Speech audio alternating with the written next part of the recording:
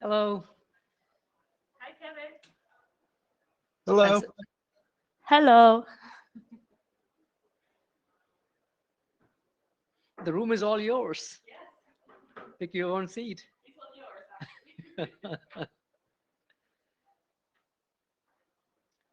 All right, I think we are pretty much on time here. It's good to see folks in the room, but thanks everyone for coming. This is IETF 113, the Cdni session. Um, we'll go ahead and get started. Sanjay, next slide, please. All right. This is the note well. Everyone should be familiar with it. Your participation is governed by the documents listed here. So you agree by participating to follow all of these guidelines. I'm sure everyone's seen it and read it. Next slide, please.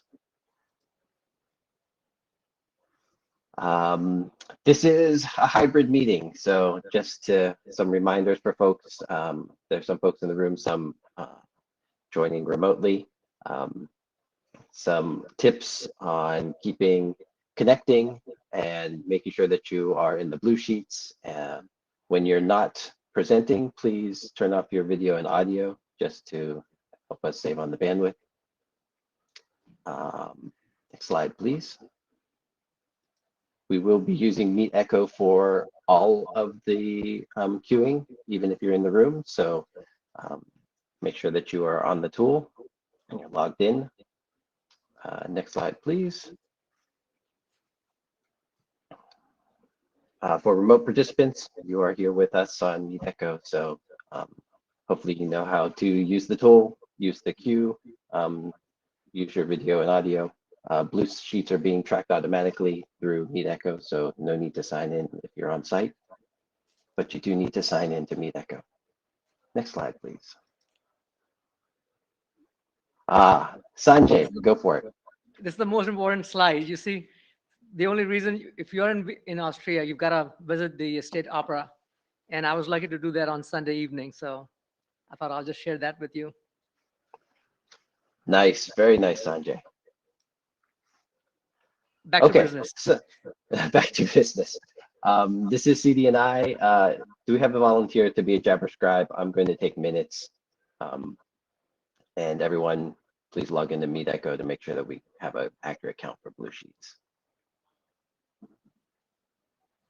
Anyone in the room to volunteer for Jabber Scribe? I think Francesca is saying she'll do it.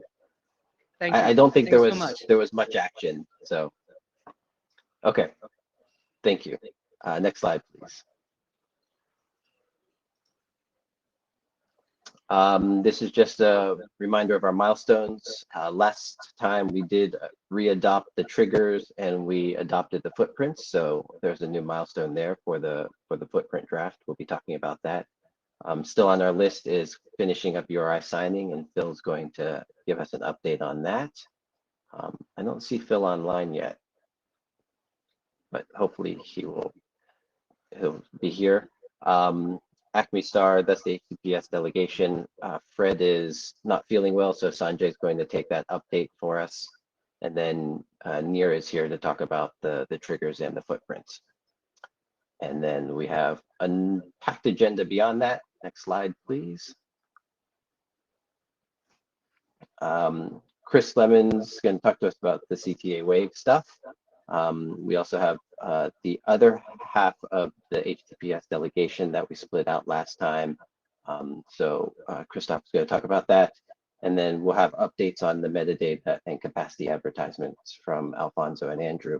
And hopefully we'll get all that in the next 2 hours and do a quick wrap up. And I'm 30 seconds under my 5 minutes. So let's go ahead and get started. Is Phil here? I don't see him online.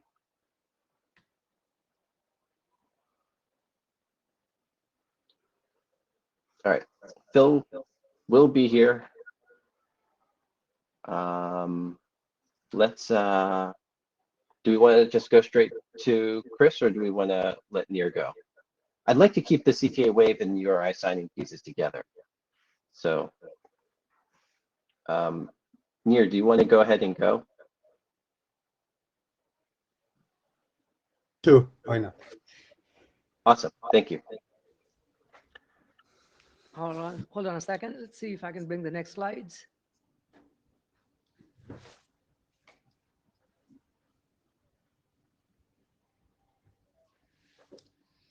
So Neil, we're going with your slides first, the Cdni footprint extensions. Yes. It's not showing up. Okay. Would you like me to share with the screen? That I can also share screen if is possible. Yeah, you can, but I should be able to bring this up here. Okay, it does, but it doesn't bring in the, okay, let's see. Stop share slide. Okay.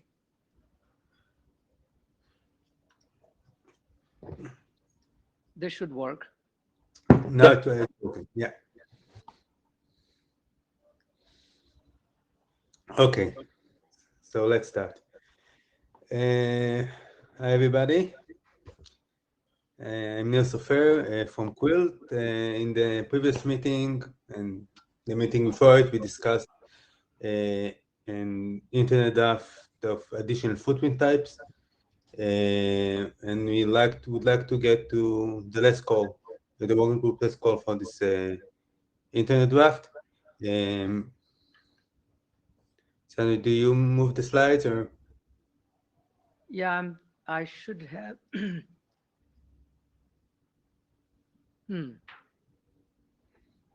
Why don't you go ahead, Neil? Looks like not letting me Okay. share here. Sharing. I need your approval.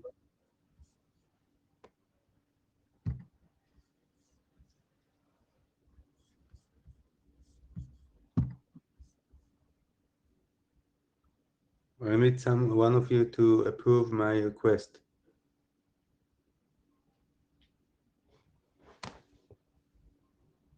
It looks like Phil just joined. Do we want to go ahead and let Phil give his update?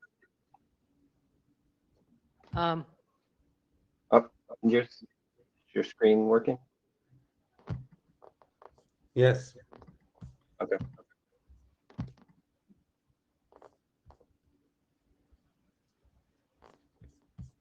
Do you see my screen? No.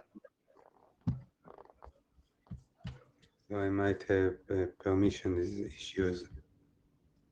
Yeah, I gave the permission. No, it seems like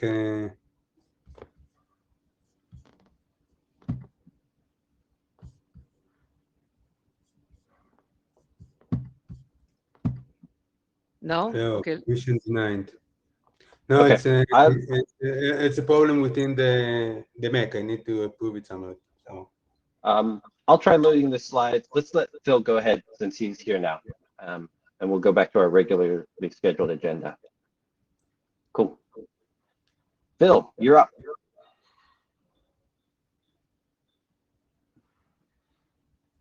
We cannot hear you, Phil. You're muted. Lots of technical difficulties today.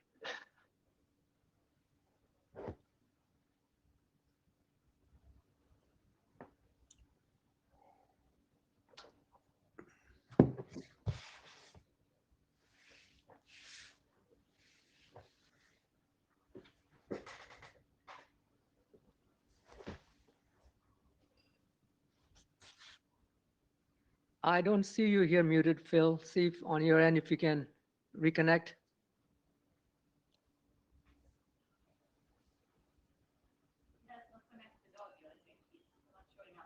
Right. It just shows. I don't see any video. I mean, yeah, I don't see the option for audio there. Okay. Phil, you have to do the unmute your audio if I guess that's probably the obvious thing. You may have already done that. Can't hear you.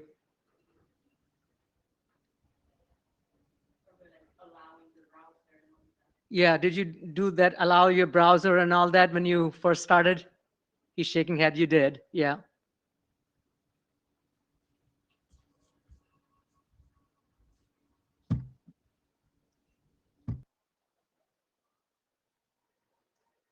Still no voice, Phil.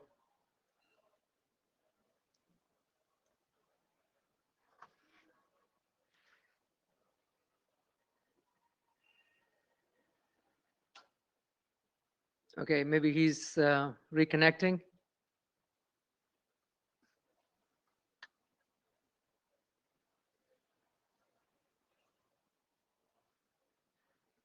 Yes, Nir, do you want to go ahead? I have your slides up. Let's go.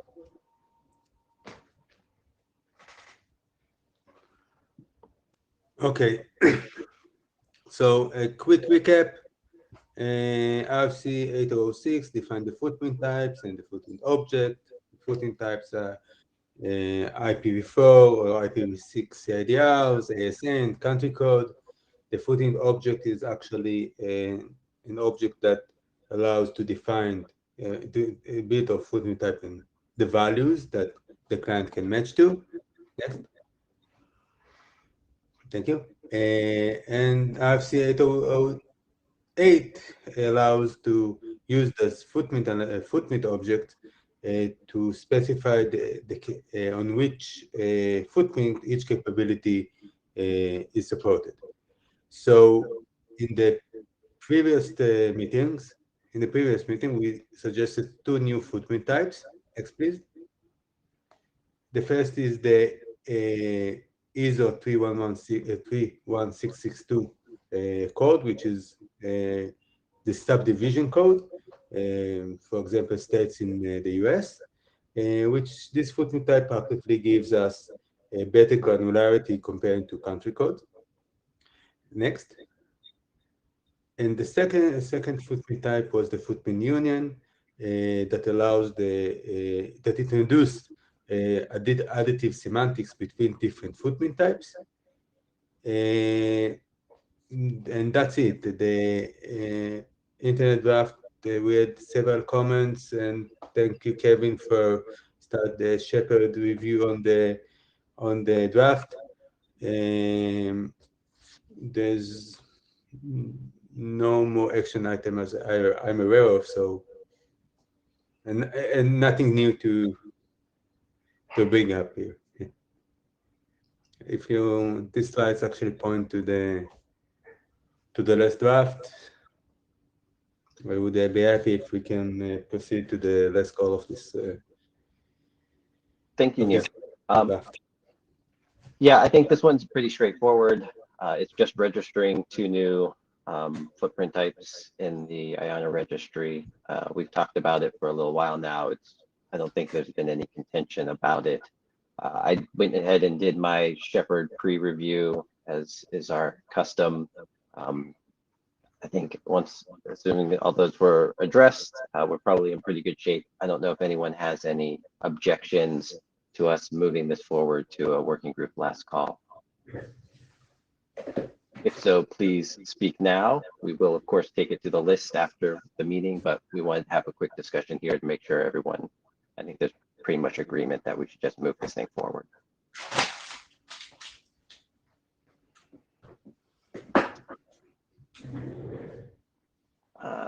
Andrew supports it. Good. All right. So if there's nothing else on this one, Phil, are you back to having audio? Looks like. I see the icon for audio and video. Nope. No. Can't hear you.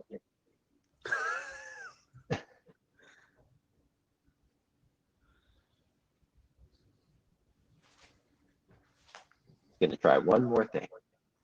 Maybe change your browser.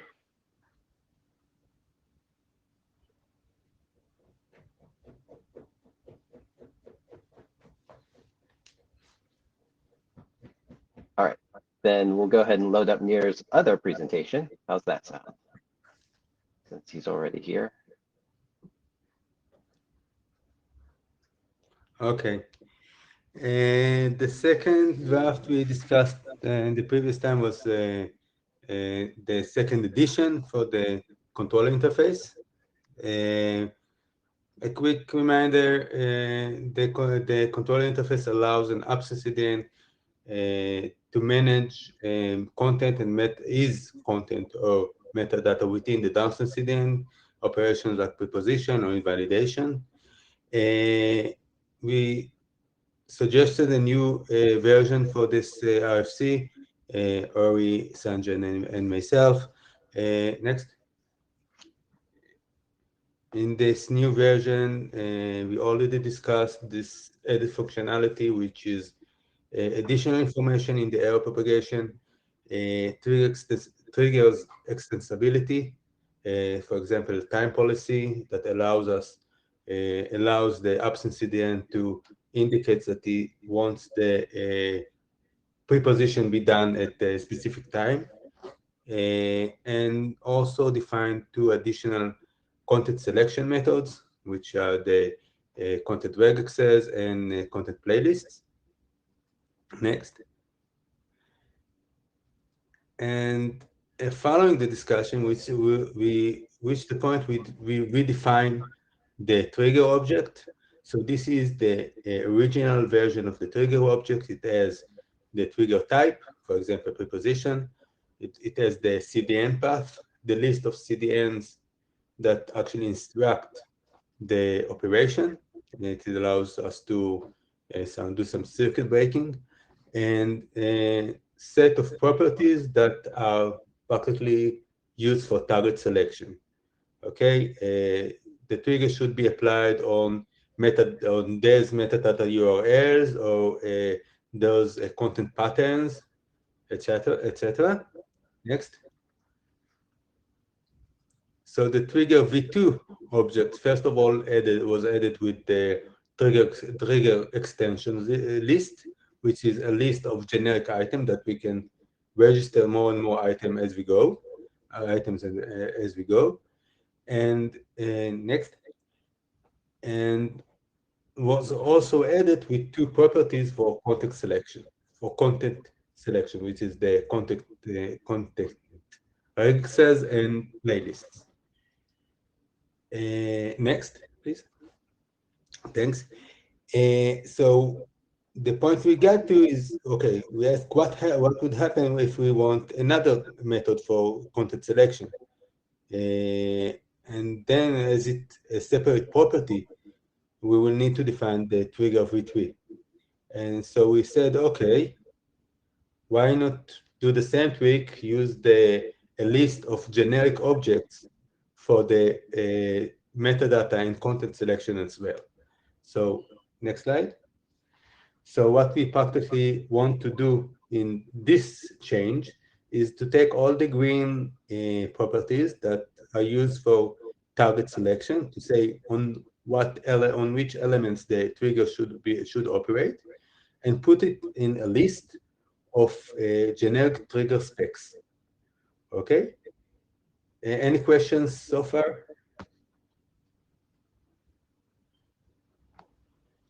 Two, three. Let's Go go. ahead. Next. Okay. So we suggest a generic spec object which is specified targets to execute the trigger on. Okay, it's a generic object. We may have several types. For example, we already defined the types matching all the types from RC 807, which are URL spec or URI patterns, as well as content playlists. Okay, and in the future we may add more and more types. And the spec is specified for a specific trigger subject. We define a new term which is called the trigger subject, which is either metadata or content. And maybe in the future we'll have something else. I have nothing in mind, but it can be done. Next. So if we look at the spec object structure, it has the spec subject, the type of the spec, and the values. So this specific example says match metadata with the following URL. Okay, we have metadata that is chosen using URL spec with this specific URL. Do I have a pointer here somehow? Okay, never mind. Okay, specific that match the specific URL. Questions? We'll see an example in a minute. Okay, one less change before I'm showing the example. Next, please. In the original RFC, there was a temp trigger type, which is preposition or invalidation or purge. It's actually specify the operation the trigger stands for. And I find it more appropriate to call it action. Okay, so I would like to have a rename this field and to call it action instead of type. Okay, so let's look at the example. Yes. So this is the trigger v2 object. First of all, it says, okay, the action is preposition, and we would like to preposition this following list. We would like to preposition metadata with this single URL, as well as content that matches those two URLs. Okay. And so previously, this would have been two separate trigger requests, right? No, it was a single request. There's Okay. a field called metadata URLs and metadata and content URL. So it was still in a single request. It was just you had to define the properties over and over again. So if we have you need to define metadata URL property and content URL property and change the trigger version every time you define it. So I see a queue here. I see a question from Rajiv. Rajiv, you want to go ahead? Hi guys, hope you can hear me. yes, Yes. This is Rajiv from Kubernetes. I have a question here. You're talking about metadata and content prepositioning.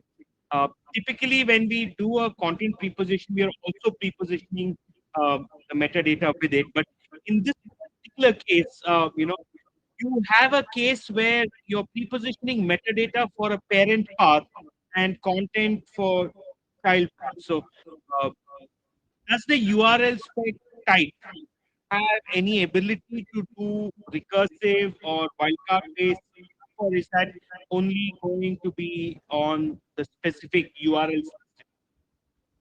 I'm sorry, I actually didn't. The line was a bit disrupted, so I wasn't able to hear properly.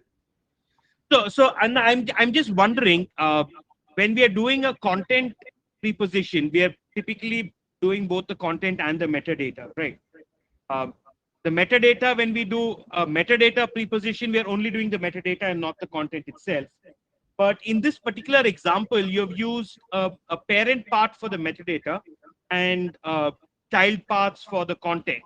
So I just wanted to know how that interaction works and whether when we are doing metadata, that does the URL spec trigger type have the ability to do something recursive, or is it implicit, or is it explicit in that it'll only do the specific listed URLs and nothing below that? Actually, I would actually need to get back to you with this. I think that if for metadata, if you ask for ABC, you'll get the metadata for ABC, but that will also have pointers to everything that's below it. And it may be implementation dependent on whether you choose to pull all the rest. at that particular Okay. time. Okay, so you're saying that it's quite dependent on the exact metadata's definition of that particular object. Right, So because if the it's if question the here is metadata if stuck, there are, yeah, so if there are pointers in the metadata, would this the downstream CDN be expected to recurse through that and get all the metadata for the objects that it's pointing to? that's a good question. Again, I don't know that we specify that. I don't know that we prescribe. So yeah, so I suspect probably specifying that either explicitly make it a requirement, or if you want to keep the behavior identical between the metadata subject and the content subject, we clearly say that any recursion has to be explicitly requested by adding the child URLs. The downstream CDN wouldn't implicitly recurse. The reason I'm bringing up this question is because of the specific example where we have metadata and content preposition happening on different levels within the hierarchy. Yeah, I would think it would be odd for the downstream to pull content for which it did not have metadata. Now, whether there should be an implicit pull of metadata based off the content preposition is an interesting question. So again, it's probably something for discussion Yeah. on the list, maybe. yeah, I admit I failed to follow the details of this remark, but as I understand, it's not related to the structure of the trigger, or it's related to the specific example. Yeah, example, and it's kind of related to the expected behavior of the downstream CDN when dealing with a preposition request. Yeah, but it's a similar issue would have could have existed with the previous version of the RFC, with the 8007, where you already can define CIT metadata URLs and content URLs together. It's not a new. It's not a new item. It's probably a use case that becomes more visible because of the new structure you're using. Right. Yes. Because of the way it's kind of separated. Now it forces us to think this way, and it's more visible now. It probably wasn't explicitly visible in the earlier structure. Yes, and you should somehow relate to that in the RFC. Rajiv, can you also post your question in the mailing list? I think just so that we can make sure that I will do that. we're separating the structure part of it from the actual implementation piece of it. Okay. Okay, thanks. Any other question, comment? Okay, so let's proceed. Wait to the example. Sorry, one. So I want you to, I would be happy if you keep this example in mind, okay? We will relate to it later on. We have here a trigger for preposition of a metadata with a single URL and content with two different URLs, okay? Let's move on. Okay, so similarly to the trigger v2, we needed to redefine the error object, actually practically defined an error v2 object without the all properties related to content selection, to metadata like metadata URLs, etc. And we added the generic trigger spec list. And when we defined the status v2 object, which holds the error v2 object as well. So if we go to the next example, this is an example for an error v2 object, which in this case says that the error of type reject, that we encountered an error of type reject. And it's important to note that the error is related to the Sorry.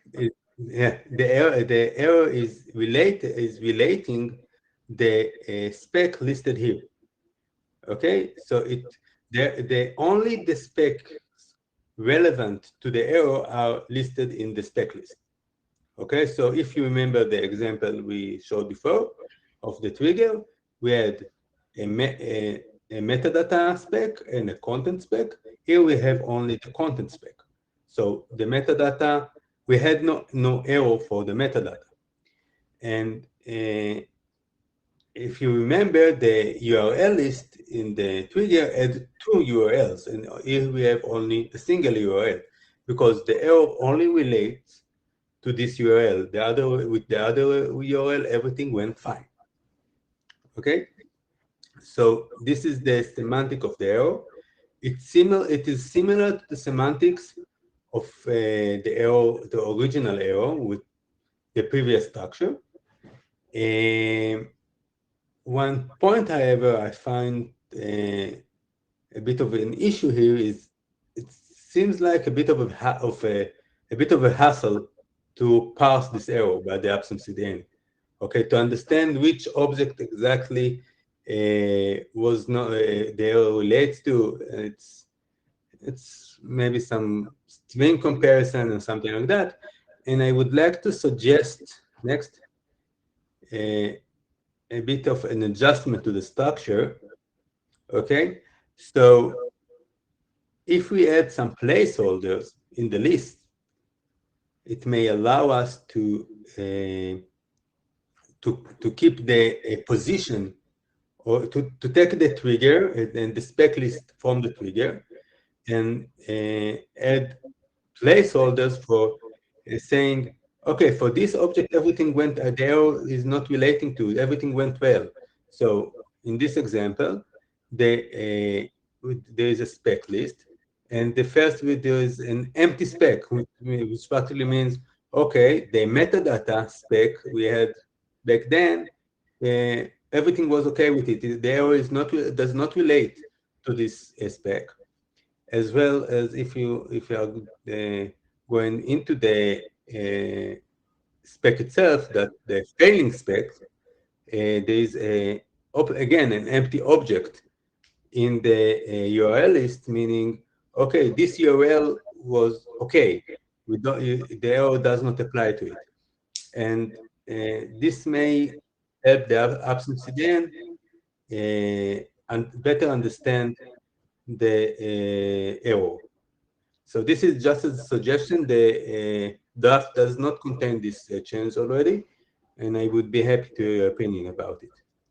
So we have a queue here. Rajiv, you want to go first, and then Kevin? Comments on this. One obviously is the fact that when you're using your first example in the previous slide, there is the chance of 2 levels of ambiguity which may come in. One, obviously, that you've already identified, the fact that you are only listing those specific specs where you have an error, and so in this case, you're nesting at the level of spec for showing the specs that have an error. But what you're actually doing is you're actually populating it with a partial spec when compared to the preposition request, because the request spec had 2 URLs and here you have a single URL.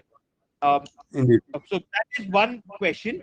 The second one is, how do you expect, this error to be dealt with in cases where the error has happened at a URL that may not be part of the original spec? So so this obviously would not work with the spec type of URLs, but say there's a spec type of playlist which you have added. Okay, so part of that would mean the downstream CDN parses that playlist and brings all the dependent resources of that playlist into the preposition queue and populates them. And say, for example, on a playlist there's a subtitle file which is giving me a 404. The rest of the playlist is fine. I'm getting a 200 on the playlist. I'm getting a 200 on the AV segments. I got a 404 on the subtitle segment. Now that subtitle URL is something that where would I put that in this structure? Because that is something which is not explicitly mentioned in my incoming request, right? So we'd have to be a little more, intelligent in how we write this structure in order to allow for these kinds of errors to also be surfaced. And if we come to the next slide, there my point would basically be that you already have a status object, right? Is there any reason why we are using an explicit error object rather than just rolling the errors into a generic status object? And that generic status object is designed to exactly mirror the preposition request. So the request comes in, and as a status message based in the request message, whatever file just gets a status okay, whatever file gets an error. So that way, literally 1:1 mapping between everything, what succeeded, what failed, without us having to put in hacks like trying to maintain position, or without necessarily having the upstream have to maintain a lot of state about what it sent so that it can match up when the response comes in. Just a couple, two thoughts over there. And so I again wasn't able to hear you well. I heard well the first element, the first part of the what you were saying. I'm sorry, Neer, your voice is breaking up badly. Is it just me or? I think your Yeah, voice, I think maybe Rajiv, if you can turn your video off and see if that helps. If you can turn your video off. Okay. because I was able to hear your the first issue you presented, and I think it's something we need to think of, the ability to say, okay, this playlist, not only the entire playlist failed, but only part of it, and it's add a significant complexity in for the definition of this API, I believe. And I think we need to think about it. And the second, I was not able to. You were breaking out from at my place at least. When you What Rajiv described, is saying is that instead of using, why don't we create a generic object instead of an error object? But I think that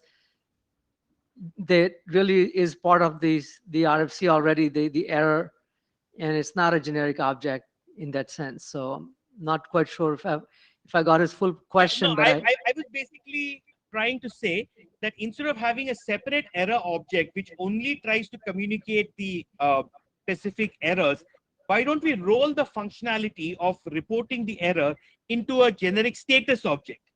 So the status object is designed to, as closely as possible, mirror the structure of the incoming preposition object, the request, so that every spec that's in the preposition object is available in the status object.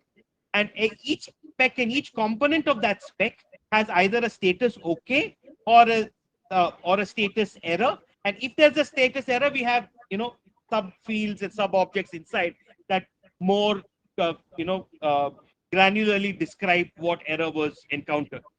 The advantage of doing it that way is that the upstream CDN doesn't really need to maintain a lot of state, and especially because some of these transactions may be quite long-lived transactions. So if a upstream CDN is saying, hey, here's a set of 10 episodes playlist that I want you to pre-warm or preposition, okay, it may take 20-30 minutes for the downstream CDN to complete that operation before it can send the status back saying that, hey, this particular trigger has now been completed, right? So do you really want the upstream CDN trying to hold on to state for that long so that it can match up with an error message? Or if the complete status message comes back, it basically mirrors everything that was in the original preposition request. So the upstream CDN doesn't have to have a record of what it sent. The status message is fully self-contained. yeah, first of all, the status object itself holds the trigger v2 object. Okay. Also, Exactly. It's already the trigger object is already part of the status object. It resides in the error object, and the two appears. Both of them appears in the status object.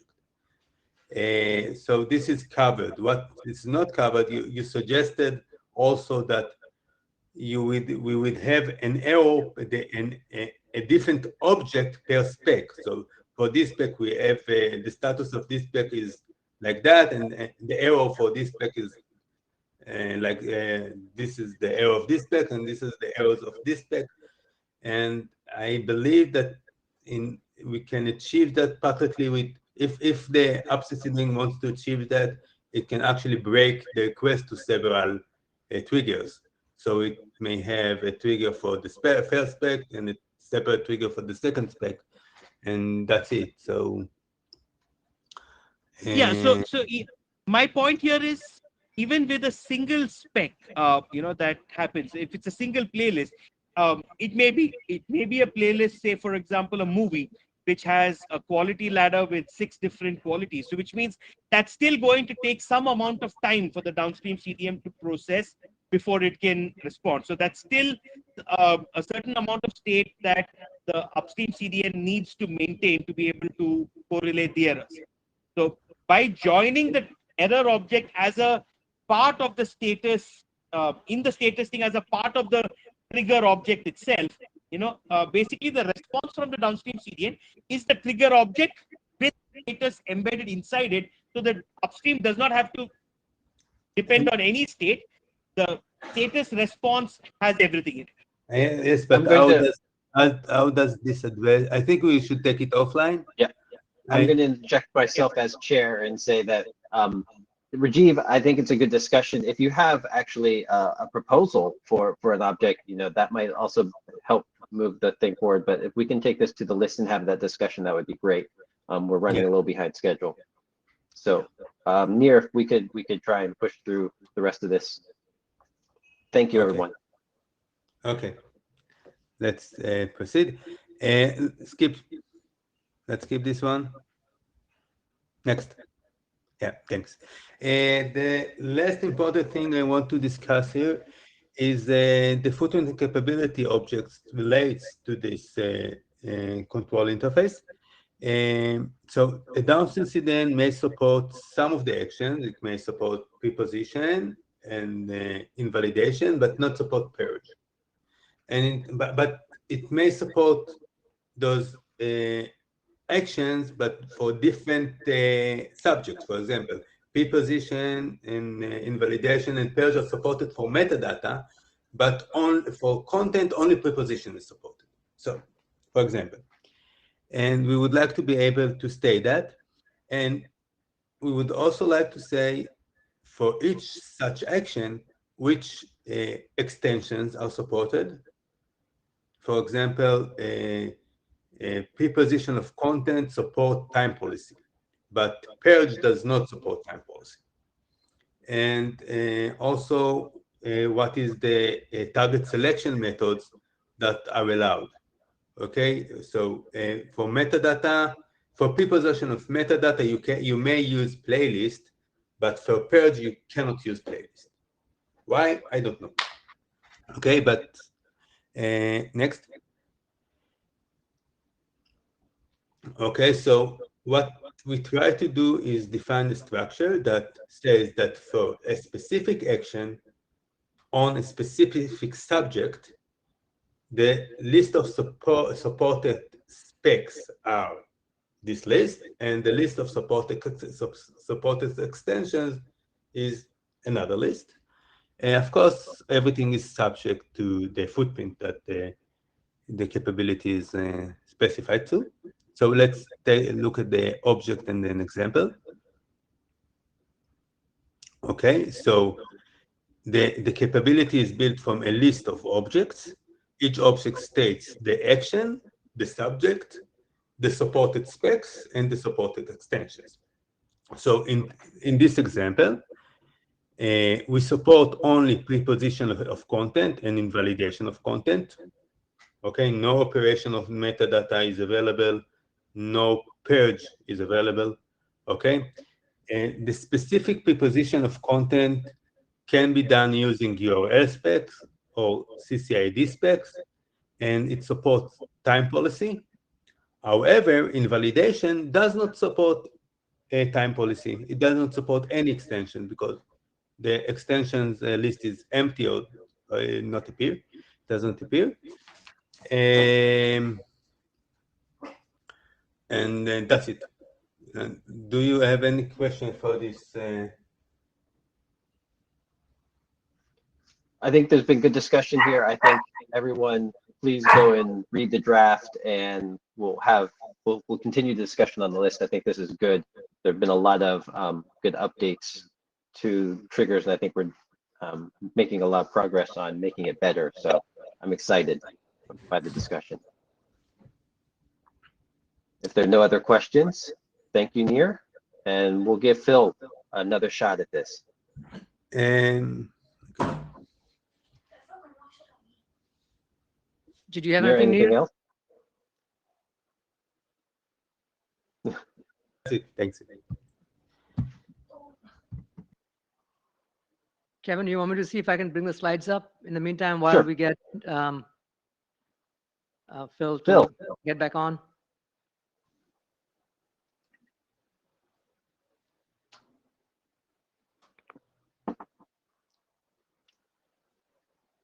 Phil, still there?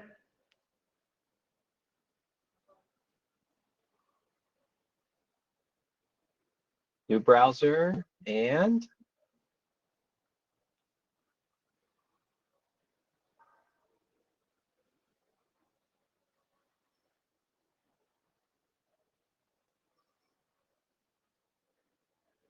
I don't see the mic icon.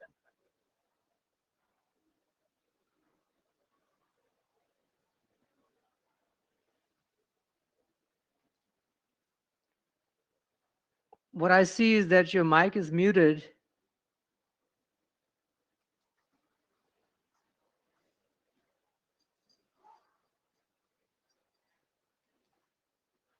Oh, Maybe we come back at the end of the Yeah. other presentations. So do you want to let's, go ahead and do Frederick's? Yeah. So you probably have to drive that. Yep. We can do that. I'll just stand up here. HTTPS delegation. Where is it?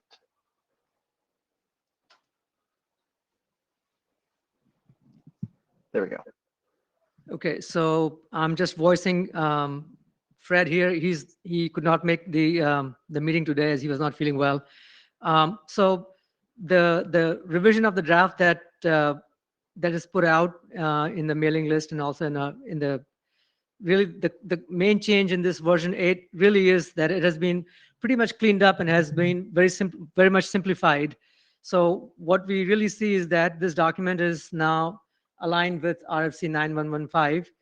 And so basically what 9115 prescribes is a pre-CDN conversation that can happen between a downstream CDN and an upstream CDN, where the downstream will create an account into this entity and will exchange the certificate information, et cetera, and all of that. So once all of that is done, really the only part that is required in this RFC is to be able to identify that what is the location from where the downstream CDN will go and fetch the certificate information. And all of the conversation has already happened before it. So there's no exchange of information other than that the HTTPS this draft will basically essentially only go out and make the request to pull the certificate from the upstream CDN. And that's what the change is really for this particular draft. So as you see here, the example ACME delegations and then the URL that has been already identified on which it'll go and retrieve the request from. So that really is the change. You want to go to the next slide? And then we still have to talk through about security and privacy. the sense is that since this draft is not adding any other, exposing any other metadata, so there's really not any additional security questions that come into play here. And the RFC 9115 and RFC 8006 already have addressed independently of this draft their security concerns that ensures that the metadata is preserved, or within the RFC 9115 that there's no other security leak. So I think this document may by itself may not have anything that exposes the security and privacy concerns, but I think we still want to just talk through that, preferably in the mailing list, if you can review the draft and see if there are any questions or concerns that this draft should address with respect to security and with respect to privacy.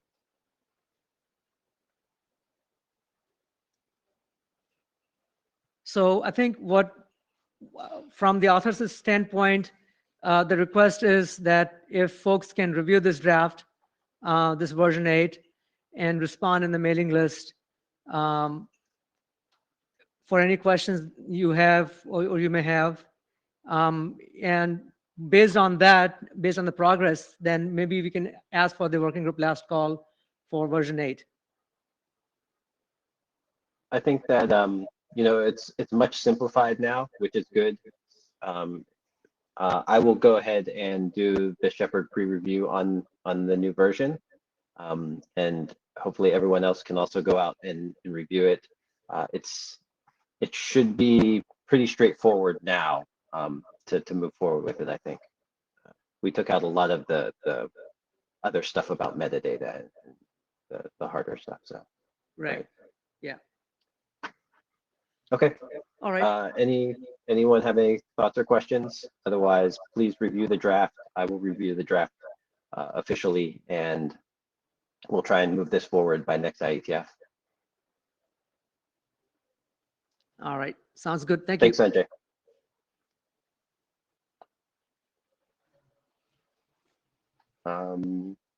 Is Christoph around? Can you hear me? Yes. Okay, so I'm Christoph from WordPeak. Yes, I'm going to present an update on this draft here on delegated credentials subsets. So the status of this draft is actually the result of a split of the previous draft that just has been presented. So the previous draft is about delegated certificates, and this one here is about delegated credential, which is ongoing work in the TLS working group. So this split has already been discussed in this group here in Cdni, and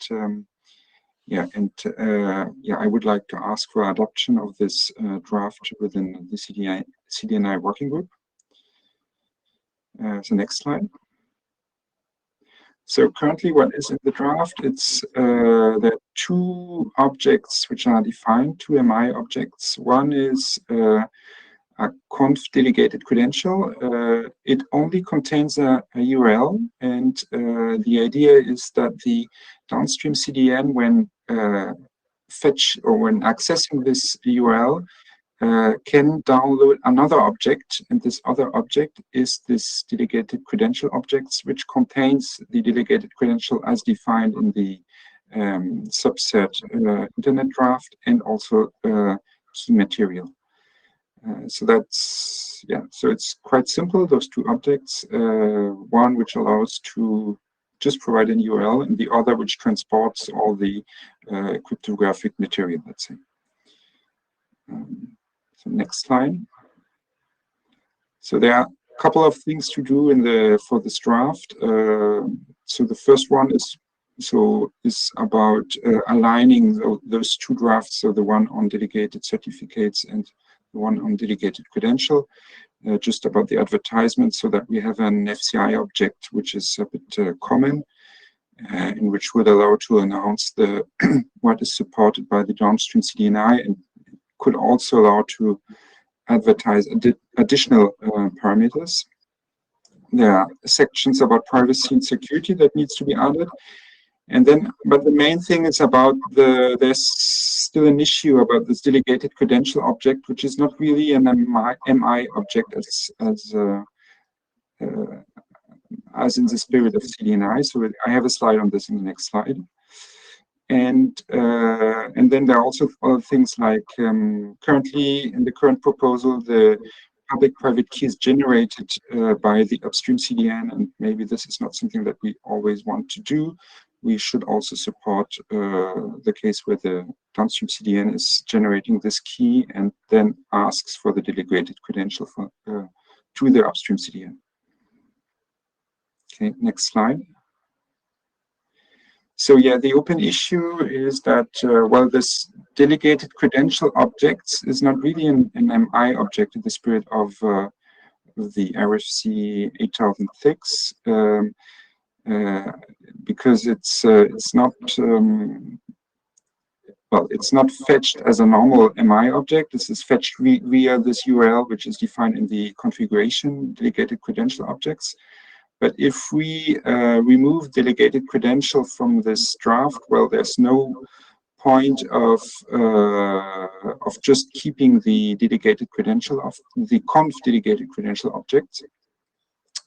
And so there are different options on how to solve this issue. I mean, the issue is really about how can we fetch the delegated credential, how the downstream CDN can fetch the delegated credentials. So one could be to rely on an FCI object, which allows for the downstream CDN to announce the number of delegated credential it needs, and then the upstream CDN pushes the delegated credential via some MI object. But the problem here is that it's not really dynamic. We have to keep in mind that delegated credential have a very short validity times, so we have to renew them regularly, and it's kind of the downstream CDN, each time it sees that a delegated credential is expiring, it has to fetch a new one, so we need really a dynamic mechanism. And the other option would be to, well, specify a dedicated interface which allow to fetch delegated credentials. So there, either it's an interface somewhere in Cdni or SVA that needs to be defined.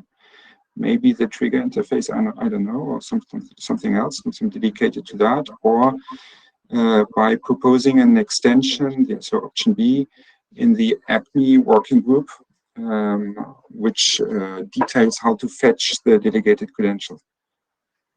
So this is something which is mentioned in the subcerts draft, but I don't know if the ACME working group would accept that, knowing that the idea and the interest of the delegated credential is that you don't need any CA anymore. So it's not really in the scope of the ACME protocol.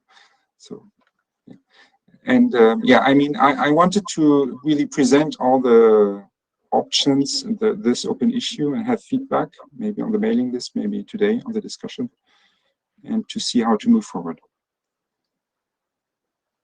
Thank you, Christoph. I know I owe you a response on the mailing list as well. I haven't responded to that email yet. I apologize for that. But Sanjay is in the queue. Sanjay. Yeah, one quick question, Christoph. I think I'm not sure that this draft will really go into the ACME working group because it really refers to the subcerts, which is the work done in the TLS working group. So I think it would be better to sort of, if you're making use of the subcerts, then keep the focus clear that it really, any reliance it has is focused solely on that that RFC. The second point is that I noticed that the final version of that draft in TLS group has been submitted for RFC, though there's a slight change, and I don't know if materially that matters, but they're talking about that subcerts document will apply to DTLS instead of the TLS. And it may materially not matter, but I just wanted to call that out also, and I'm not sure if you've paid that attention to that part. No, I haven't. I will have a look to understand the difference.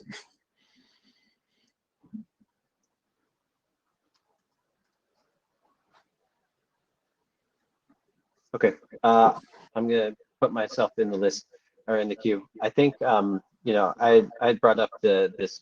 It's not really a metadata thing. I still need to think about it more. I don't know that it makes sense to create an interface just for this. Maybe we can make an exception, but it is something separate. I am concerned about the security parameters of we're now going to be retrieving key material, and we need to be much more conscious of how we're doing that. And that feels like a security area, not an art problem, and we may get a lot of pushback on that if we try and specify something like that in here. We can specify the format, excuse me, right? All you're really doing is specifying the format and not who's going to set up this server to provide it. But it's a fine line, right? Now we're going to have to say what version of TLS are you going to use to pull this, and is that good enough? And I don't know that we want to go down that road, but I think everyone should take a look at the draft, and if you have thoughts or comments on where we should take it, please respond to the list, send your comments there, and we can try and take this forward. Now, as chair, we wanted to have a discussion quickly on whether or not we can go ahead and adopt this draft. This was a split out from an existing working group draft. I don't see a problem with us taking on this work since we already had the work, and we probably should move this work forward. But as a matter of protocol, we wanted to bring it up and say, hey, is the working group still interested in going down this road? I assume we are, but if anyone has any objections, please feel free to voice them now. We will, of course, go to the list and send out an actual adoption email and solicit feedback. But if there are no objections here, we will go ahead and start that process.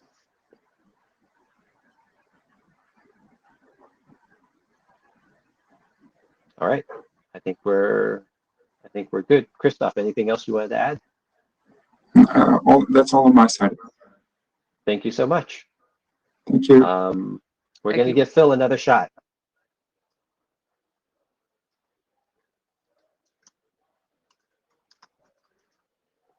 Nope, no audio.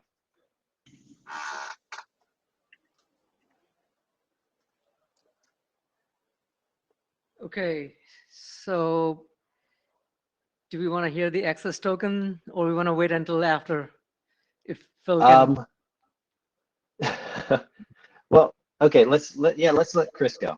Let's go ahead and let Chris go and give Phil another shot at. Okay. All right, my audio working? Yes. Well, yes, Fantastic. and video too. All right, and you got my slides up. Excellent. Yes. I'm going to try to move a little bit quickly through this so that we have time for at least a couple of questions. This is going to be the common access token. Next slide. Yep. And we're going to start out. I want to talk about who's doing this, what all we're doing, and how that relates to the URI signing that is being worked on in this group, and why this group might care. Next slide.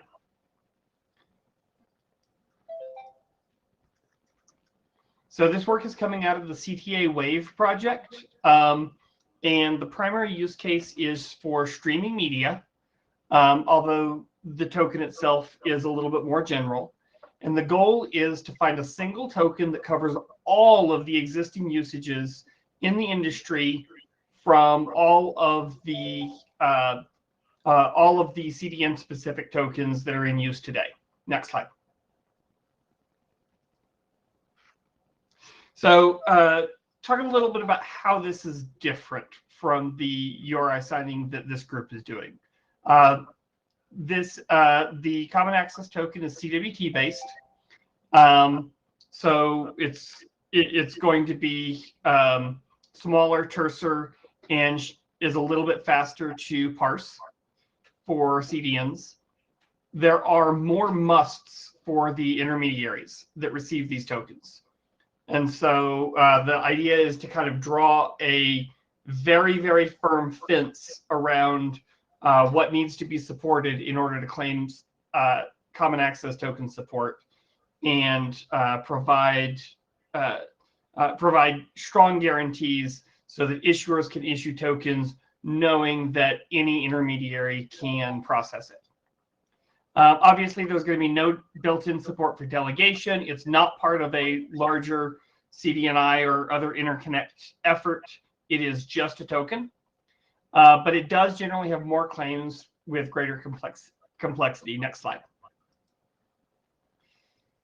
All right, we have just like the URI signing token, it has encrypted claims in order to protect the privacy of the end user. But unlike it, instead of putting it as a base64 string, it uses a cozy object directly. This saves processing time and saves a lot of space. Avoids repeated base64ing. Unfortunately, this means it can't use the subclaim because that's a string, and this needs to be a cozy object.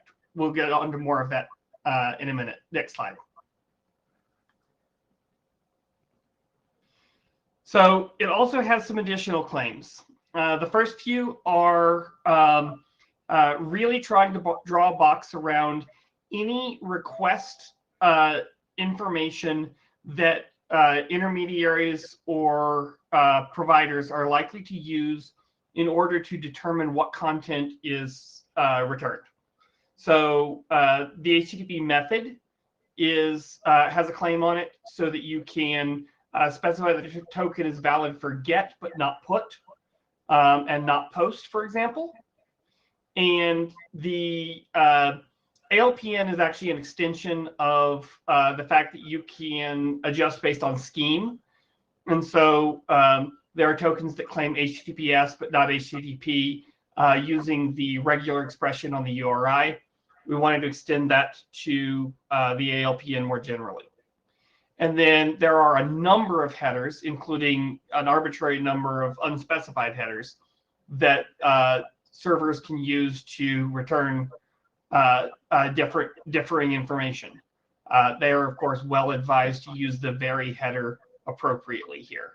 But yes, having a regular expression on arbitrary headers.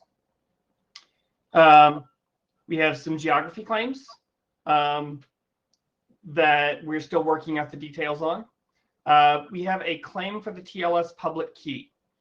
This allows you to use for the token something similar to what OAuth does with MTLS, self-signed certs, wherein if you use a certificate, even a self-signed certificate, to acquire an authorization token by whatever means you provide credentials to get authorization tokens.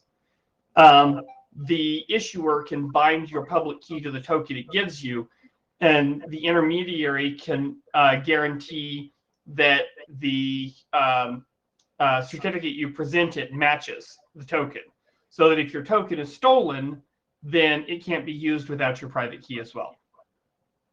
We have nestable compositions for and, or, and nor, and that drastically increases the flexibility of the token and increases the language that issuers can use. And lastly, we have actions that modify the rejections. So there are situations where when a token is rejected, the issuer wants a very specific status code and some headers to be returned. And we're still workshopping exactly what this is going to look like. But the idea is that this will allow issuers to define these rejections directly. Next slide. Okay, another difference is that we have some strong types on these claims. So for example, the critical claim here is an array of claim numbers, claim numbers and strings. Encrypted claims are of a cozy encrypt type directly. Network claims are going to be it's going to be a CBOR array of RFC 9164 tags. Other claims are going to have appropriate types. This will reduce the amount of parsing of strings and error handling that has to happen post well-formed validation. Next slide. So let's talk about why we in this group might care about it, or we might not. So like the ALPN method and headers, those are just general URI signing claims. They're applicable to any sort of a token like this. Compositions, encrypted subject, critical claim, those aren't even specific to URI signing. They are literally just generic COOT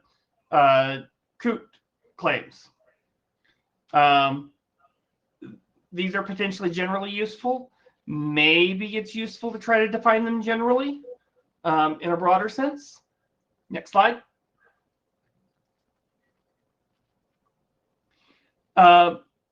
There's overlapping utility. All URI signing tokens can be represented as cats here, and any successor token is likely to use at least some of these. I don't see a whole lot of energy for any sort of a successor token to the wonderful and delightful token that this group has that satisfies the needs. But if there ever were, it's likely that such a token would overlap heavily with at least some of these claims. Next slide. So there's no real takeaway here. This is no action items. This is noodles for your noodle machine and some public domain cats. And I wanted to leave at least a few minutes of time for questions about what this token is and what it's doing.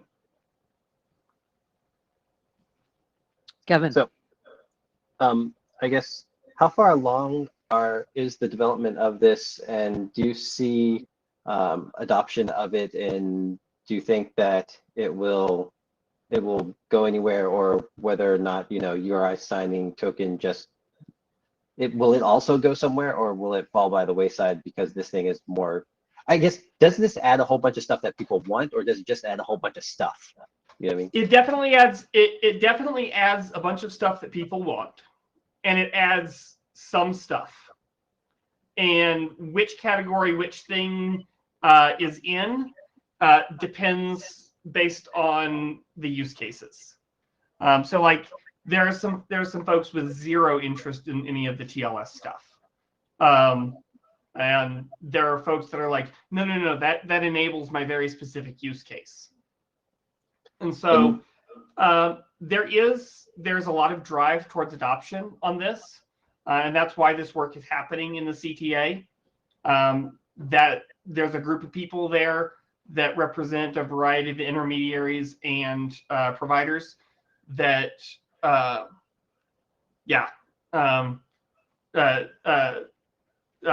have a lot of energy towards this, and they're really pushing for something that will be genuinely implemented across a wide variety of intermediaries. And so, yeah, the goal is to codify the feature set that people are already doing, so that nobody has to give up features by switching tokens, right? And do you think that this is something we should liaise with, or is it just be aware if we choose to take forward URI signing, if we don't ever do anything else with URI signing, then they can go and do what they want? Yeah, I think that some sort of a liaison probably makes sense. There's a lot of overlap in participation already, which is a valuable thing. I think there is if the cat takes off and URI signing token does not, for whatever reason, it may at some point be valuable to define an interface layer between the URI signing token and the cat that allows people to use the cat for Cdni delegation, right?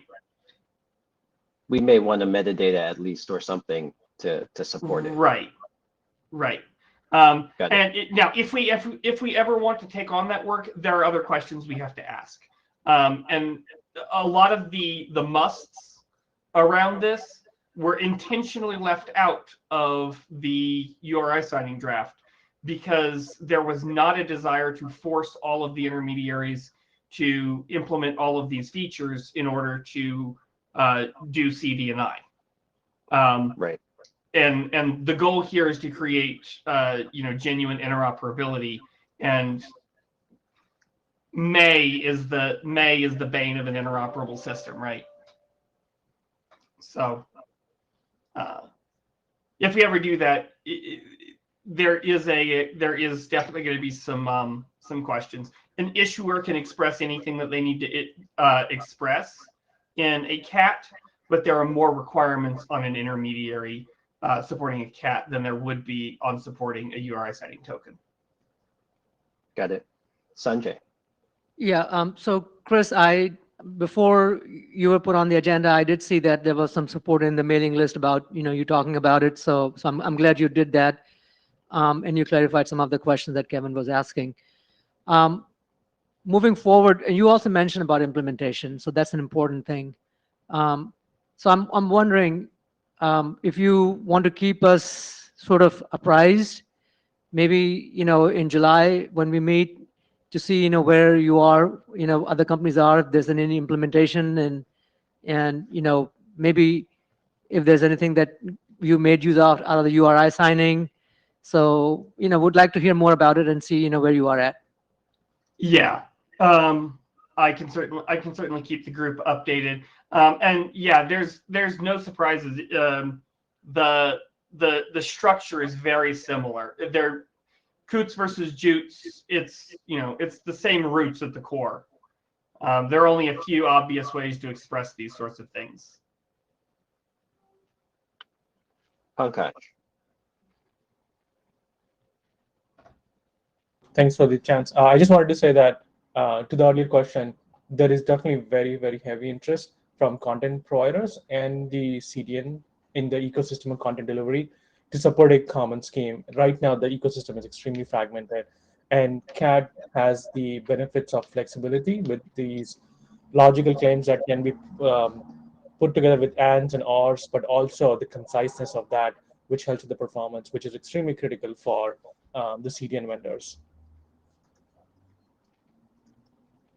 Thank you.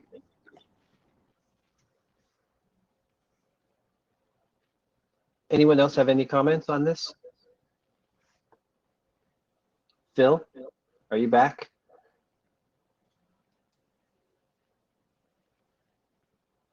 Thank you. Thank you. Thanks, Chris. Say again, Phil? Can you hear me? Yes. Oh, yes. We can hear you. Finally. It took you So- only, what, hour and 15 minutes? MeetEcho thinks it has something to do with UDP session initiation, but oh, this is amazing. I can see all kinds of little wave things going on over there. All right, sorry. So my thoughts on this. I love standards, things that are generic that can be used by more people. I think that's why we changed URI signing to be JWT instead of all the query param stuff that it was in the beginning. If something like this comes along that fills that gap better than URI signing, I'm all for it. I think URI signing was something that came along because there was nothing else that did it. But if there's a more generic solution for it, I like it. And I think the puns are going to work out, the memes are going to work out a lot better for CAT than they will for URI signing. Excellent. Oh, funny, Andrew. I got it. All right, Phil, do you want to talk about URI signing real quickly? Sure. So the issues that Ben had with it, there was one minor clarification he wanted to see, which I added, and he was happy with. The other point was having to do with delegated shared keys, going from CSP to UCDN. He was fine with it. Was from UCDN to DCDN that he did not like. And I wrote to the mailing list and nobody really replied, and we decided to just go ahead and correct it. So what I did was remove the explanation of how to do it, and like there were a couple places where it was like, oh, and you can do this here, and I just removed that part. But I did not remove the concept entirely. because I did not want somebody to rediscover this and say, oh, this is a great and clever idea I've come up with and let me implement this. And instead I put that they should not do this. Ben is still concerned that that's in there at all, and that it's should not versus must not, I guess. I was torn on this. I thought about this for a while before I went with should not. And mostly because I felt like we had no recourse. Like if we say you must not do this, or else what? Like they can do it in the background. It's already out of band. There's nothing that it's breaking. There's no way to detect it or stop it. So I just said you should not do it. I think he wants it to be must not. I'm super open to that being a better route. I just didn't know if I had a solid argument to make. So please give me the grounds to stand on, and I will gladly make that change. I see Francesca up on the mic here. So Francesca. Hi, Phil. About the should not, something that should be noted is that it's not enough to say should not and let the reader decide that what level this is, like how required or recommended it is to not do this, or there needs to be text around, and I haven't reviewed the text, so I'm not sure at the moment if there is enough text about that, but it needs to be clear what the consequences are of implementing this. And in ideally, should not means that there are the writer foresee cases where this is allowed, and this could be like corner cases or situations in which you cannot do differently than actually using this mechanism. And that's what the should and should not is for. It's for allowing these corner cases and describing the context and maybe examples in which this is acceptable. And yeah, this is we see this a lot in ISG evaluation, where we considered is it must or should really, and I think it applies here as well. So maybe that could clarify a bit Ben's point about why the should maybe is not enough to him. I don't know if it helps at all, but I see the point of not wanting it to remove it completely and then someone reinventing it. It really depends on the actual text that is around this should not, in my opinion, how strong it is and how well described it is. Okay, yeah, I don't see any valid use cases other than people who implementers saying, no, I really want to use shared key and I really want to use this. And I think we've said a ton of stuff about not doing it and why not to do it. There's things in the security consideration. I can always add more. I'm always open to that. I really was on the fence. Somebody jokingly sent me, I forget what RFC it is now, but it was an April 1st RFC that had really Not should not and That's ought not not unless, to. and, Yeah. And I really, I kind of really should not is what I wanted to put there, but I was like, oh no, this is obviously a joke, but I was really on the fence, and I guess maybe I'm just misinterpreting the should versus must more as plain English versus what the RFCs state, and so maybe must not is the right thing, and I can make that change. I discussed it with some people, some experienced IETFers, and they didn't even have a definitive answer. One of them said start with must and see where you go, and the other one said start with should and see where it goes. So I can just change it to must, or must Yeah, not, and rather, just to be clear. yes, and if the working group has an opinion, that's very valid. To have this conversation and decide and have a consensus call by the chairs, that is going to motivate putting either must or not, must or should there. That would help. So if I'm also I will have to look at the text again to have a more definitive opinion, but yeah. I think our I mean, the whole time it's been, there are people who do this, right? We know that they shouldn't do this, but there are people who do this, and we didn't want to, completely lock them out. But and maybe it's okay to say must not, and they can still go and do it. There's nothing preventing them from going and doing it, right? But I guess the stance of the IETF should be to do something secure and not allow them to do something that's unsafe, right? Like that could be described in the document without normative language, and say like we are aware that exist people, like there is exist, and this is not recommended, or like yeah. Yeah, there's a lot of this is not recommended language in it already. I think Ben really wants me to put must not, like just do not do this. It is outside of the specification if you do, which I think is fair. I think it's fair.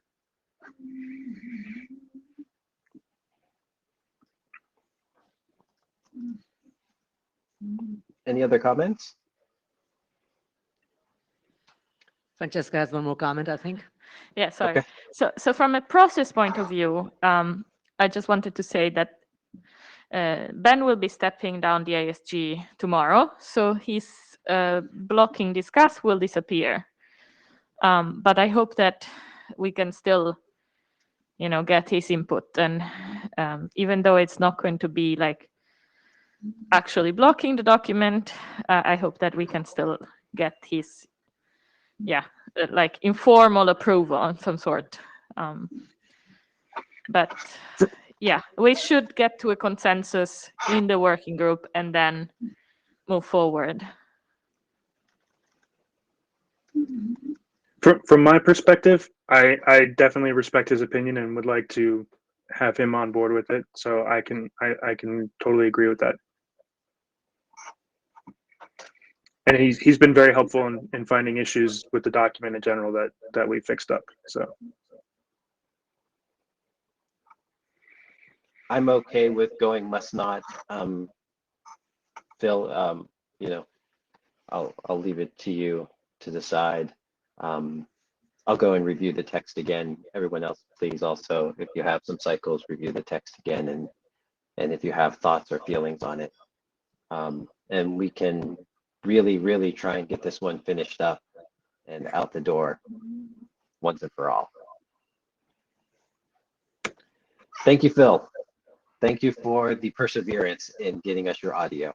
We appreciate it. yeah, sorry for wasting so much time, but glad it finally got through. Thank you, Phil. All right. All right, we've got 30 minutes and we've got 2 more topics to cover here. Yep. But I think we have enough time. So I think next Alfonso goes. Alfonso, you good? Yeah. And I'll bring up your slides. Just give me a second here. Okay. Thank you. If you can try and fit it in 15 minutes to give Andrew time, that would be great. Yeah, I know. Yeah, I will try. Sorry, we lost the order here. So there it is, capacity. There it is. Okay, thanks. Yeah, I will try to go quick on the first part of the slide deck because it's a recap of something that we have explained. Or Glenn Grunstein was the person that was presenting this in the last meeting. So please, next slide. Yeah, next, please. Yeah, so just why we presenting this this draft to this group. As all of you probably know, in the Streaming Video Alliance, there is the Open Catching Working Group where it's gathering different perspective of the streaming video business. Where you have the content providers, you have commercial CDNs, or you have service providers, in that they have the common interest of bringing the best quality of experience for video delivering these video services to end users. So we working on trying this effort of having the best quality of experience. This is why we work together to create try to get integrations more efficient, try to get some standardization of how the different processes of the video delivery goes from the content provider to the end users, all through all these different roles or techniques, technologies, etc. So please, next.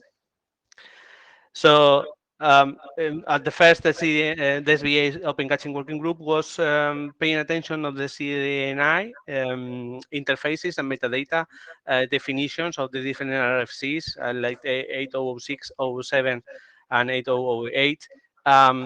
But there was a finding that it was probably needed to cover some gaps, that trying to put all this together for these video service deliveries, um, the interfaces were not, or metadata interfaces were not enough to cover all those needs from content providers, from the CDNs, or for the service providers.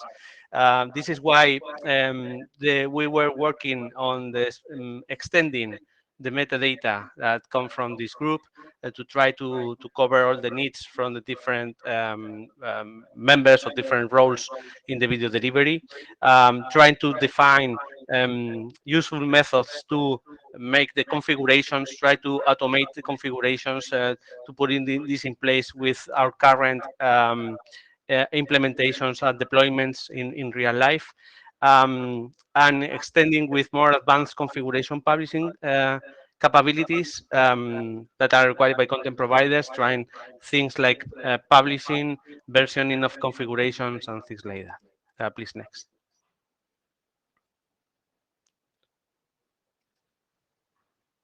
Yeah, well, this is very quick. This is a representation of the metadata model of the 8006. And just I will be very quick.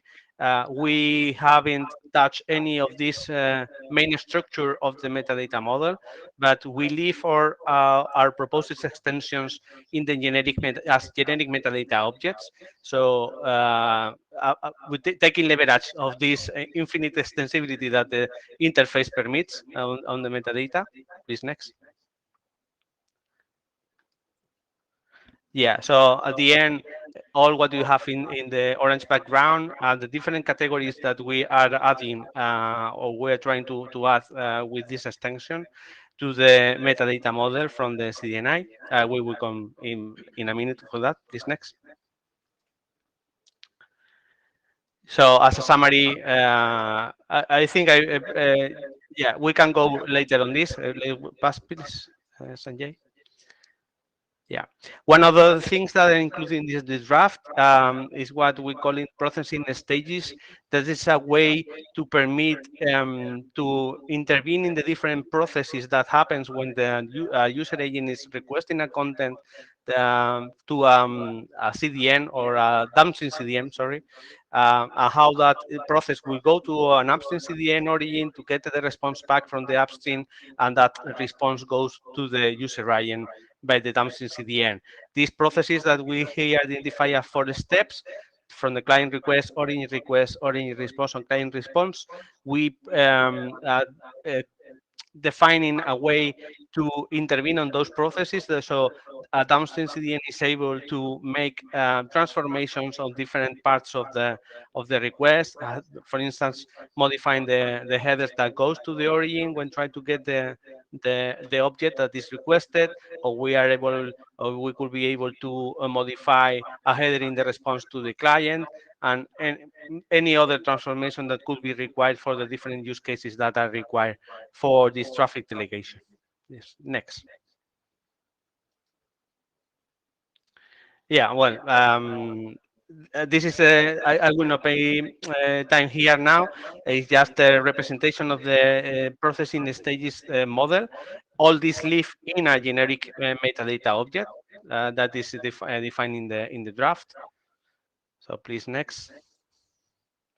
And this was an example of the host index representing the generic metadata MI processing stages. And in this example, you can see that we use an expression match that is defined in the draft as a metadata expression language. where for a condition, in this case, that is the response from the origin is 200, then we will modify the cache policy for that specific object. So this is an example of what we intend to do with this. Next, please. Yeah, and again, well, there is a definition of the expression language with the different operators, variables, or even built-in functions that could be used for all these modifications. Please, next. In terms of the capabilities interface, we have in this draft have been defined a few new objects that are required to the downstream CDN be able to announce to the upstream the different capabilities regarding these new extensions for the metadata model that could be required for the upstream to know. So, for instance, it's important. It could be important for the upstream to know that the processing stages is available or not, or even it could be important to the upstream to know that a subset of the processing stages is the downstream CDN is capable for. For instance, it should be important to know the downstream CDN to know if the expression language is supported in the downstream CDN or not. Maybe it's not, but maybe it's able to do some processing stages replacement without expression language. So there are some conditions here that the FCI interface could not only announce the capability of a complete object, but of a part of an object. Please next.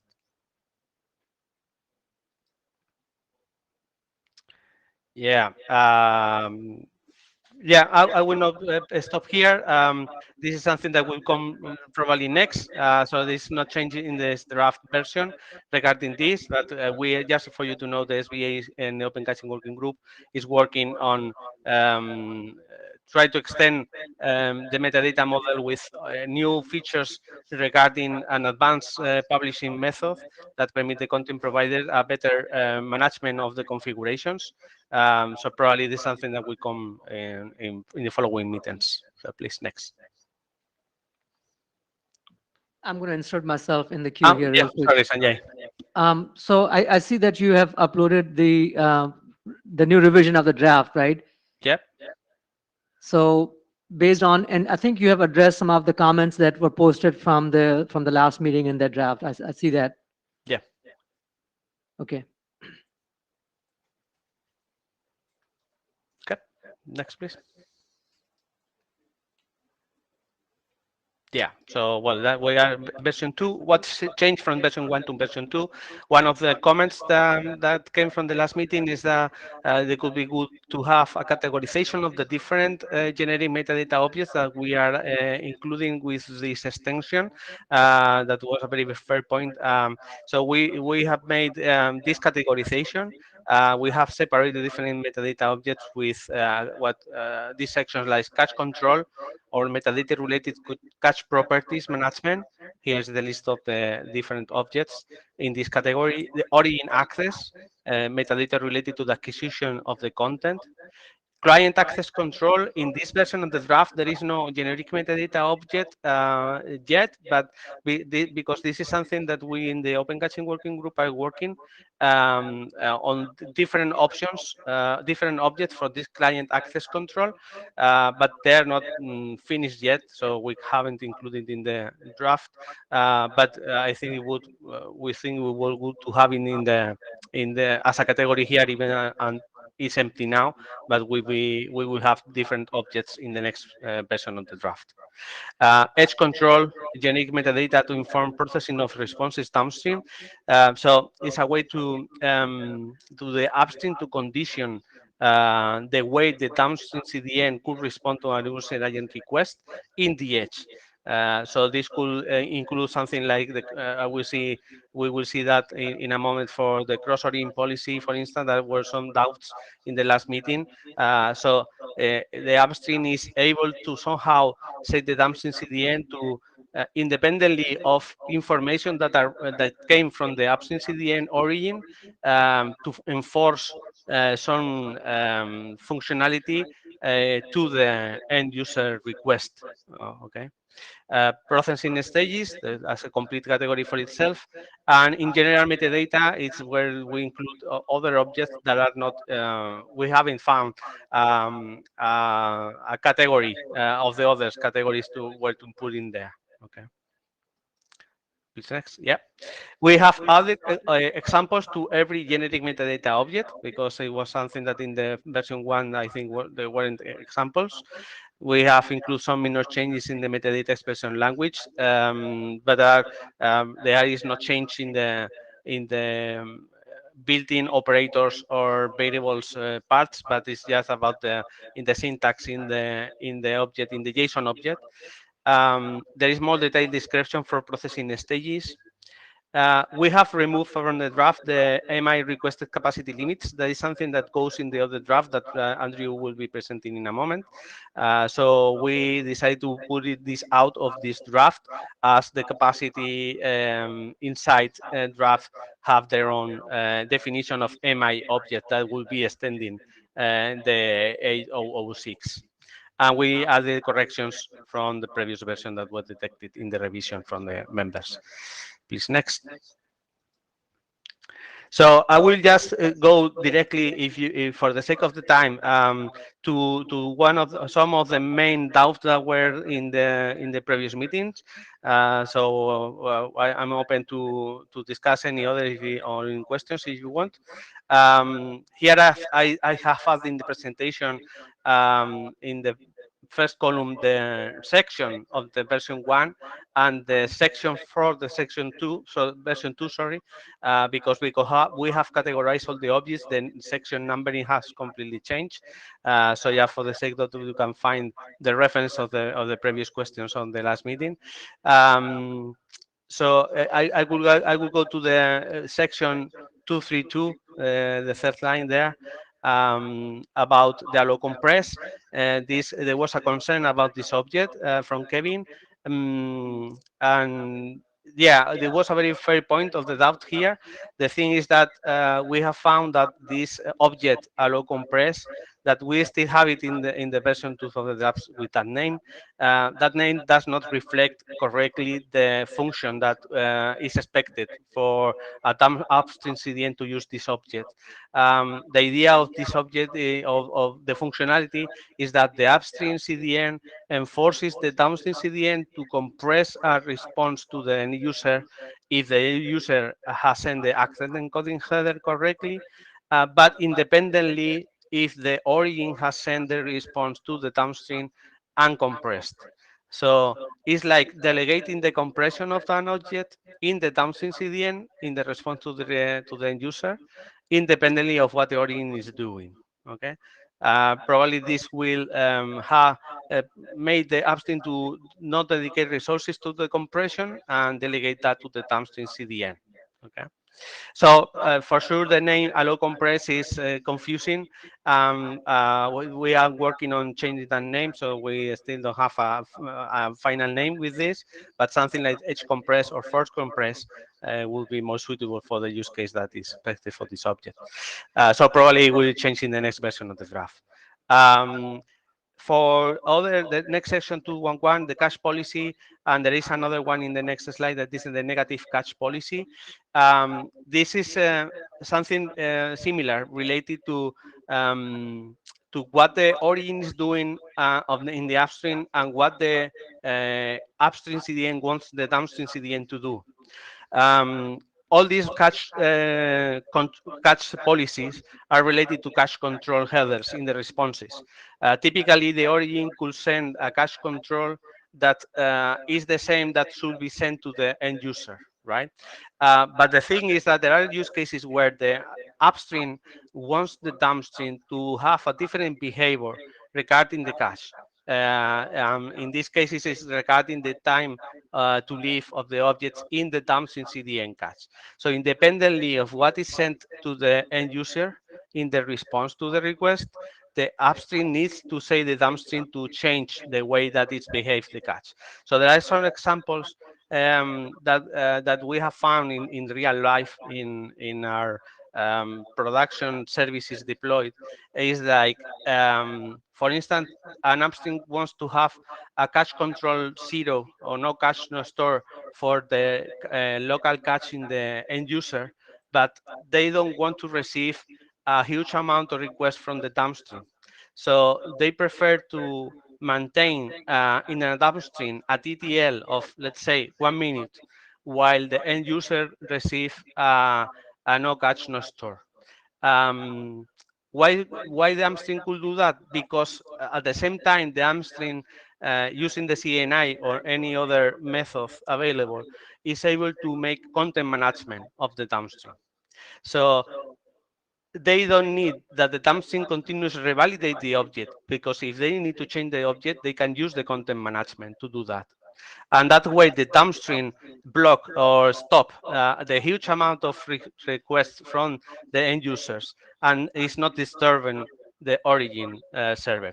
So these cache control policies or the negative cache control policies is intended for that. So a way to change the behavior of the downstream in terms of the TTL of the objects without changing what is intended for the end user request. So please next, Sanjay. Yeah.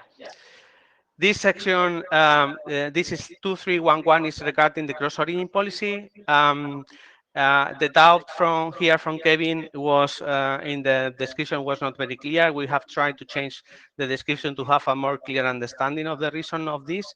The cross-origin policies that this came from the fetch HTTP fetch standard. The definition of what comes in the origin header in a request when there is a fetch in the browser or in a player, in a client that is making the request, the origin header is included in that request and is not the service URL.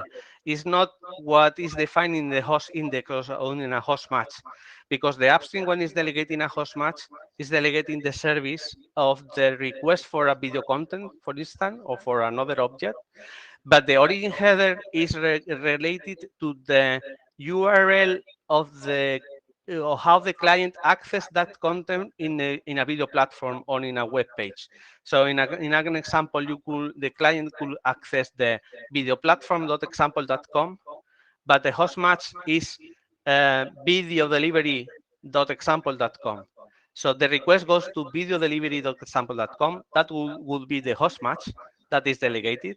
But the origin header included by the browser or the player could be video platform.example.com. So in that case, we cannot relate the course with the host match, because it's not going to be that. It's going to be where the content is published publicly on internet. So why it's the schema and the domain name and port is because that is how it's related in the HTTP fetch standard. Well, we have tried to explain this better, so hopefully it's more clear now. So whatever you can find later, we can discuss. Can we wrap up quickly? Yeah, I will Can try I- to finish. Yeah. Yes. Next. I'm trying to find something more important. Catch policy is explaining before. Yeah, some correction. Yes, please. Next. Yeah, there are some questions about including something in the registry for different options. One was for the private features. My point here is that private features is something that is more point-to-point, so from one specific upstream to one specific downstream CDN, because our private features probably from the downstream.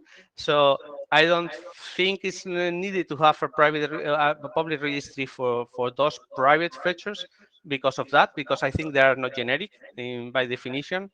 There was another comment regarding the traffic type. This is a generic, this is a video specific configuration that we're talking about, generic, probably generic registry. We can discuss later if you want by the mailing list. I think it's a good point. There isn't here an explanation, but we can discuss. So please next.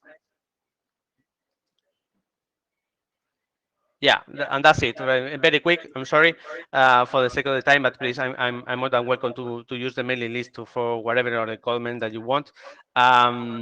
And in the last slide, please, Sanjay, there is where we find that in this draft version is good enough to plan to have this adopted as a working group draft, or there are still concerns.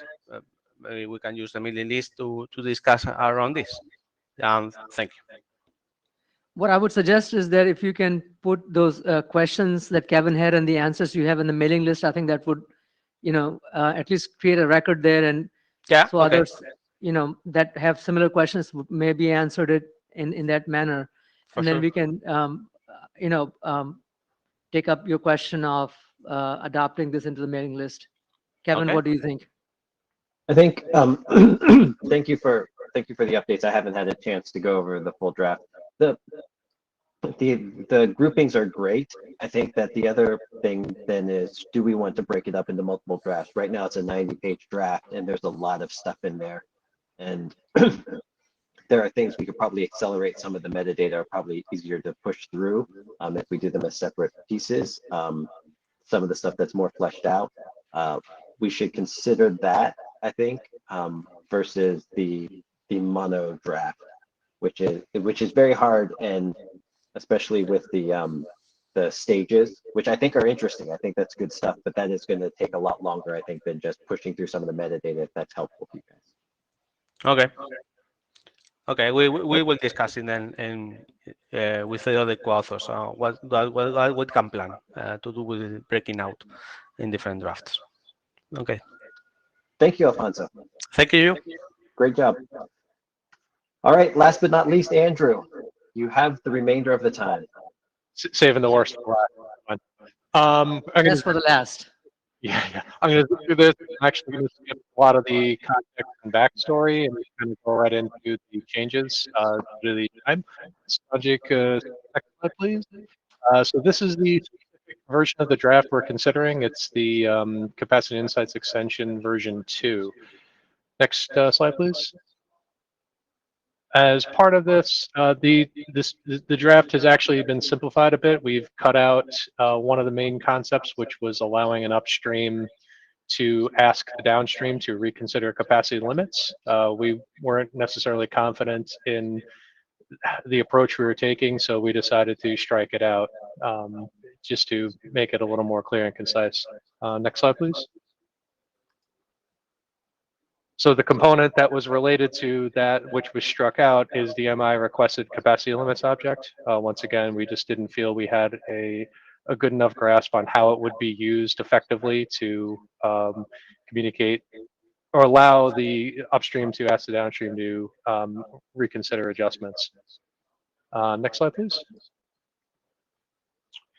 This represents one of the two extensions we're looking to make to the FCI capacity limits payloads. This is the capacity limits. It is the main driver for allowing a downstream to communicate to an upstream of utilization goals they should be targeting. Next slide, please. This is the delta of the JSON structure from the last draft. On the left, you'll see that there were some hard-coded sections of total limits and host limits.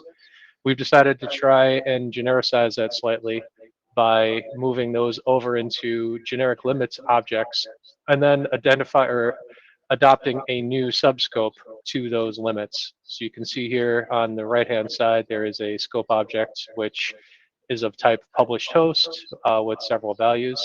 This allows a more granular scoping of a capacity within a CDNI footprint. Sometimes that we found that wasn't necessarily granular enough to meet certain needs. So we decided to allow within that footprint a subscoping.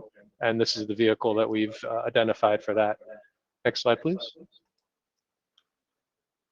This object hasn't changed since the last version of the draft. This is an object which is meant to advertise telemetry source capabilities. And this is relevant in that the capacity limits we're advertising, we felt that there was a strong correlation with correlating that to a telemetry source. So there was no ambiguity between what capacity advertisement we're specifying and how to measure the utilization against that limit.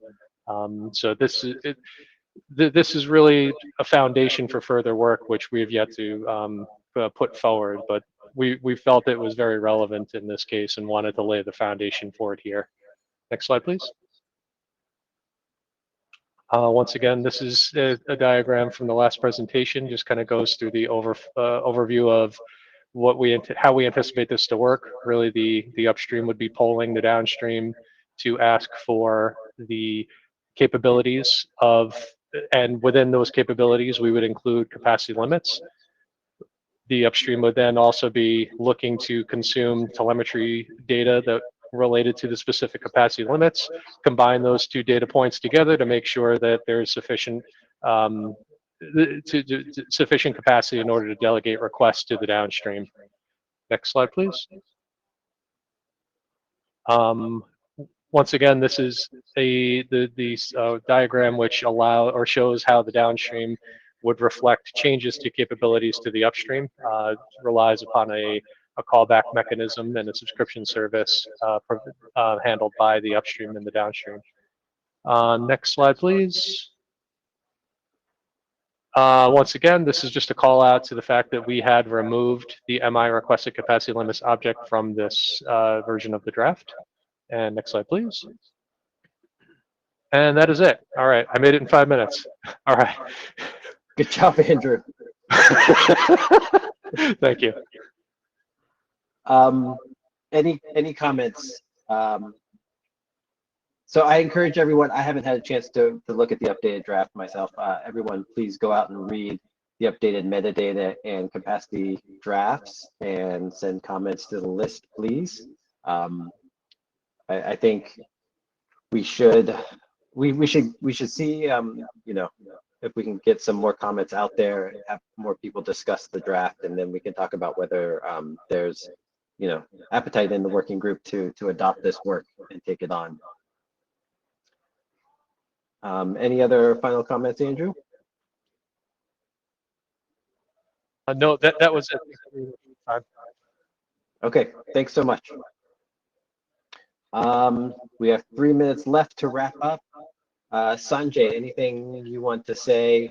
My comment is I hope to see everybody in person at IETF 114. It's good to see people back in the rooms. And I am happy. Thank you for everyone who came and presented. Thank you for, you know, bearing with us through some technical difficulty. We got through it all, and I appreciate all the hard work from all of our authors. Sanjay. Yeah, I echo your comments, and I think there's good progress, and I would like to see, you know, Andrew, you know, sharpen up this draft so that, you know, we can bring it back here and take a poll on it. And likewise, Glenn and team, everybody has done a lot of work on the metadata. So Alfonso, you know, you have the action item here to try and move that draft. Maybe, you know, as suggested, that may break it up into smaller pieces. So I think that might be able to, we might be able to kind of look at it easily and move forward with those drafts. So yeah, I hope to see everybody in person. The next one is in July, almost end of July, 3rd week of July in Philadelphia. So maybe easier for some, not so easy for others, but I know Francisca would not be able to join us there. She's going to be on maternity leave then. Wish her all the best, but keep up the work here because there's a lot of stuff going on. So a lot more to come, I guess, in the next IETF. But before we end, we've got about a minute left. Francesca, anything you want to add? She says no. She's all good, I think. Thumbs up. Okay. All right. Thanks, everyone. See you in Philadelphia. Take care. All right. Thank you, everybody.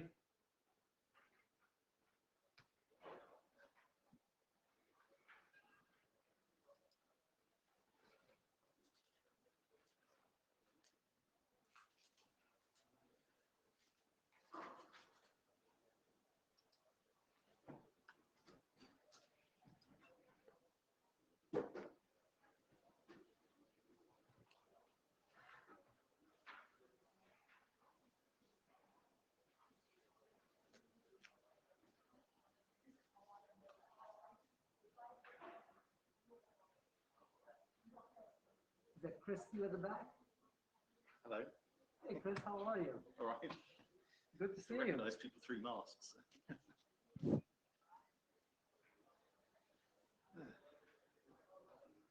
I figured you must be here somewhere. Yeah, good to see you. How are you? All right, yourself. Yeah. Good, good. Well, finally we get to at least meet. Indeed. Just put a bottle of water in there. I find myself drinking as an excuse to take off the mask. I know. So, you all right? Yeah, yeah, doing well, yeah. I don't know, it's just Tuesday and it feels like already a long week. Yeah. For some reason. Was that? When did you arrive? I got here on Saturday. Okay. Yeah. So you passed jet lag yet? I did, but I'm just like feeling again something today, but I'm good, it's just, I have to just keep myself to not stay up late in the night